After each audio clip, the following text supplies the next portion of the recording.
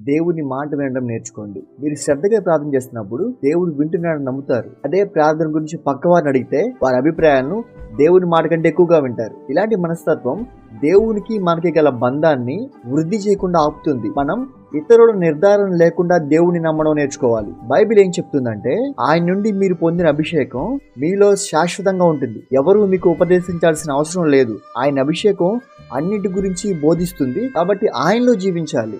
అలాగని దేవుని వాక్యం అర్థం చేసుకునే విషయంలో బోధనా వాక్యం అవసరం లేదని అర్థం కాదు. మీలో దేవుని ఆత్మ నివసిస్తున్నాడని, ఆయన మీకు వ్యక్తిగతంగా మార్గనిర్దేశం చేసి నడిపిస్తాడని దీని అర్థం. మీరు ఎప్పుడైనా దేవుని మాటను వినగల సామర్థ్యాన్ని పెంపొందించుకోవాలనుకుంటే, ఆయన ఆత్మ చేత నడిపించబడాలంటే మీరు మీ సొంత నిర్ణయాలు తీసుకోవడం ప్రారంభించాలి. ముఖ్యంగా దేవుడు మీ హృదయంలో నిక్షిప్తం చేసిన జ్ఞానాన్ని నమ్మాలి. మీలో నివసించే పరిశుద్ధాత్మ మీ జీవితానికి విశ్వాసం, ఓదార్పు, ఉపదేశం ఇస్తాడు. అందుకే ఆయన మాట వినడం నేర్చుకోవాలి.